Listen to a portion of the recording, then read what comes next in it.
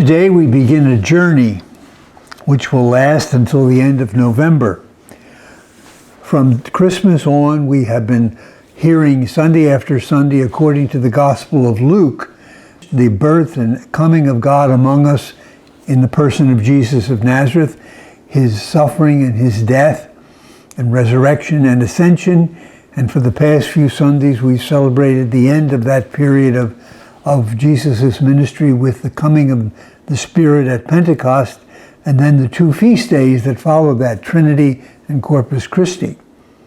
But from today on, beginning with the chapter 9 of St. Luke's Gospel, we are on a journey with Jesus to Jerusalem. And Jesus maps out our discipleship as a journey as well. We are learning in the weeks ahead what it will mean to be a disciple of Jesus. And he is very honest with us, because in the very beginning, when he was teaching the people and attracting them to himself and to his Father, he was very forthright in telling that it would be a hard journey, a narrow road, a difficult way to go. First of all, if you listen carefully to the readings of today's Gospel and the first and second reading, the first thing necessary is that we detach ourselves from anyone or anything which stands in the way of our allegiance to Jesus. It doesn't mean that everything will stand in the way, but if it does, Jesus must come first. Sin, first of all, obviously, we must get rid of. That is what Paul talks about in the second reading, telling us that we have been given freedom through the death and resurrection of Jesus. Freedom to make choices according to God's will and Jesus' instruction. Letting go of anything that will obstruct us from the way of Jesus is possible to us because the Spirit of Jesus has been given to us already. We have him dwelling within us, the living Christ.